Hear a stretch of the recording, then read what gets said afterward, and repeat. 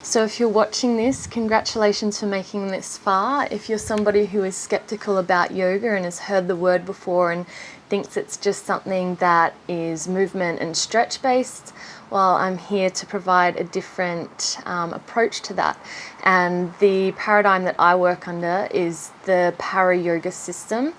And in this system, it emphasizes how yoga is both a means and a state. So ultimately leading to freedom and fulfillment. So as the means, we use our body and our breath and our mind to get us to this state of ultimate fulfillment in being able to thrive in all areas of life. So often people can go to a yoga class or think that they're doing yoga, but maybe it's just exercise. So without any philosophical roots behind the practice that you're doing, it's probably not defined as yoga.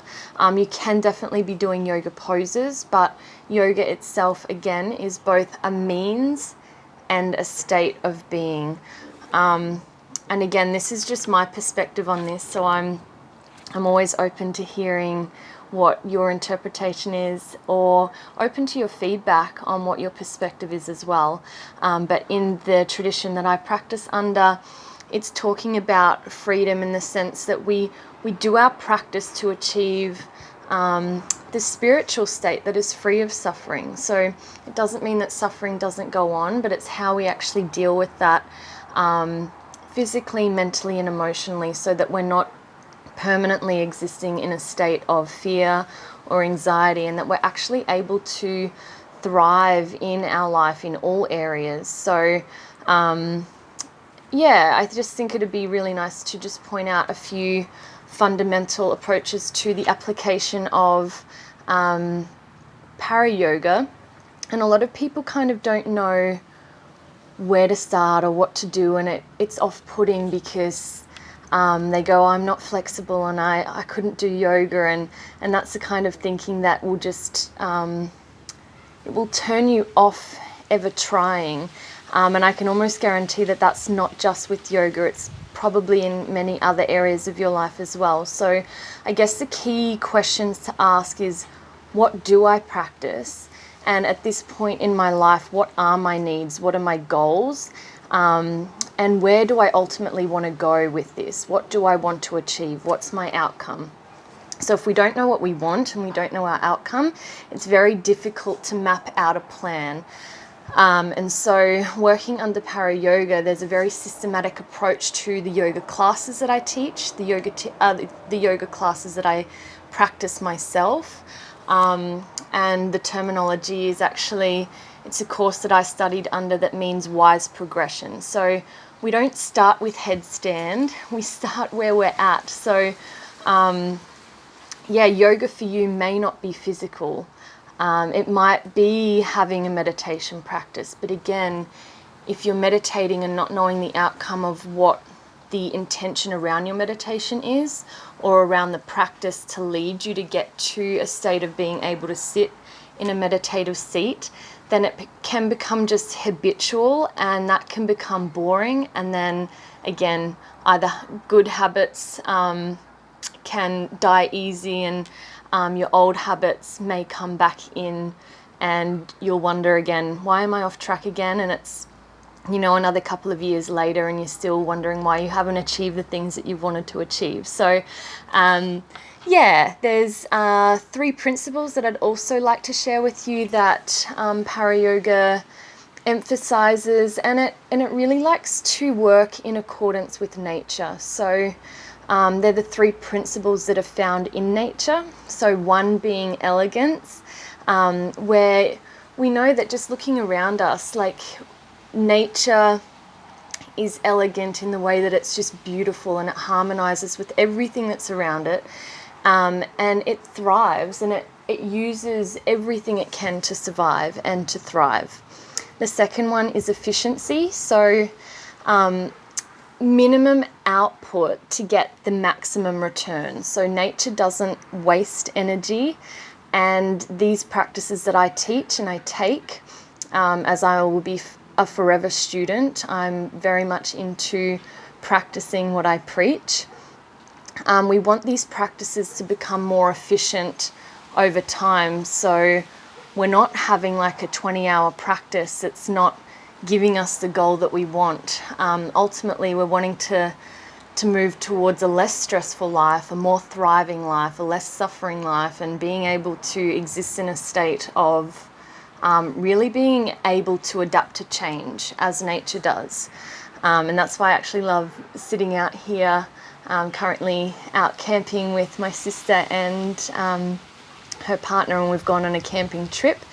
And we're just staying at a caravan park because the dogs can be here with us as well. So yeah, I just thought I'd take the opportunity to be out in nature to record this video. And again, so the first principle, elegance, second principle is efficiency, and the third principle I touched on is adaptation. So being able to adapt to change. And really, if we're not able to adapt to change very well in the small areas in our life, it's going to be a very difficult life to kind of navigate when things come up. And it can make us anxious, it can make us, cut off connections. And so the thing that I really love to reinstate is when I'm teaching, either online or in person, is to bring in these small changes of ways that you're able to adapt on your mat, so that when you leave your mat, you're able to implement that into your real life situation. So for me, yoga isn't just a practice that's on my mat.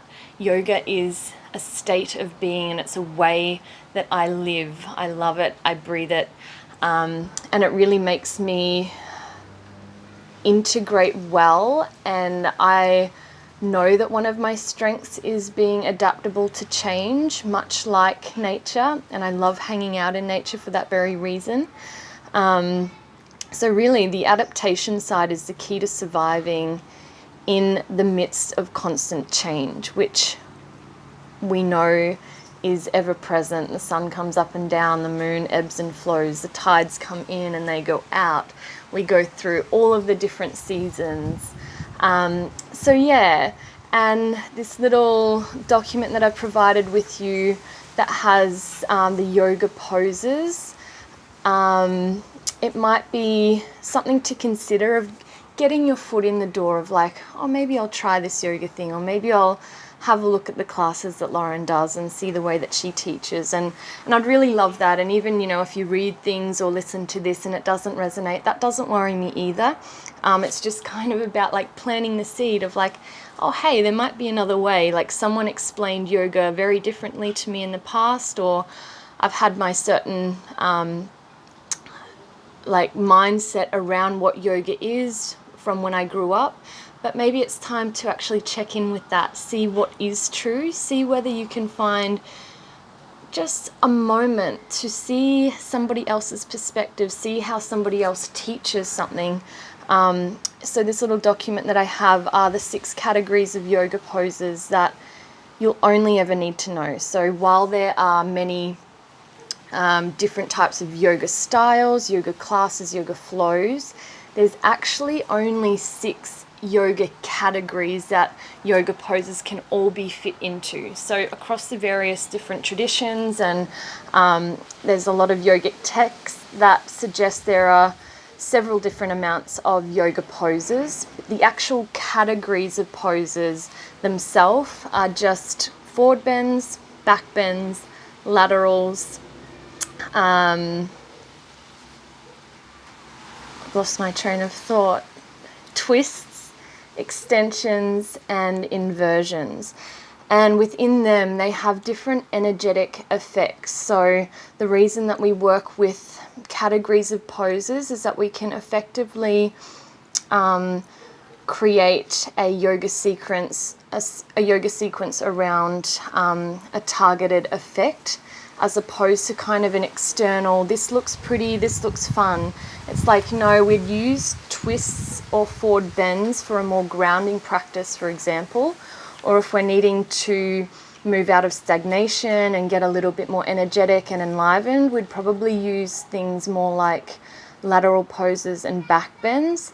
And I'll explain more of that once we kind of get through all the basic stuff, and I don't want to overwhelm you with too much information to begin with. This might already be like, whoa, this is a lot. So with the Para Yoga, where those yoga poses, what I was coming to say around that is that Para Yoga focuses on function and not form. So a lot of classes that are taught in studios focus on form and what they look like in a certain pose. So looking pretty, or looking like, you've got that perfect Instagram post. It may not actually serve the education around the function of that pose. So why are we doing a handstand, and why are we doing a child's pose? What was the intention set at the beginning of class, and what shavasana were you led through at the end, and did that match with the poses that you did in the class? So there's all sorts of exciting things like that that I would love to share with you if you're open to learning more. I know that when I started learning with Rod Stryker with Para Yoga, I was already a yoga teacher, and I worked on, I was like a vinyasa teacher, and I just had my mind blown. I thought, I knew it all, and even yoga teachers or students who are advanced don't know half of this information that's in here. So if you found this and it's very early on in your yoga journey, if you want to use that word, then I'm so glad that you've come to this place, and I would love to work with you to educate you on the path of living your most fulfilled life and having the ultimate health and vitality that's not just it's not just a fad diet, or it's not just a yoga class that you sometimes do. It's something that will serve you ongoing. And to also remind you that yoga doesn't have to be physical for you. The only reason that we use the body is to start to connect with our breath. And then when we get to the breath, that helps shape our mind. And then when we start to work with our mind, it gets us closer to our soul and what our calling is and what we're actually here to do. So yeah, just remember that there's all different types of entries into yoga, and just know that you can start anywhere. And thank you so much for taking the time to watch this if you've gotten this far. And if you have any questions, please send me an email or a message, or just let me know if you want to have a chat more about this, and I'd love to explain to you the kind of trainings I've done and what kind of education I can take you through in terms of like one-on-one coaching with yoga classes or mini courses that we can do. And if you have any other suggestions of ways that you would like to work with me, I'm also open to that, as I'm someone who is really open to change, but I'm also open just to serving you. I want to work with you if you're willing to work on your own health and vitality. So let's do it. And yeah, cool. Take care, beautiful soul, and I'm sure I will connect with you very soon.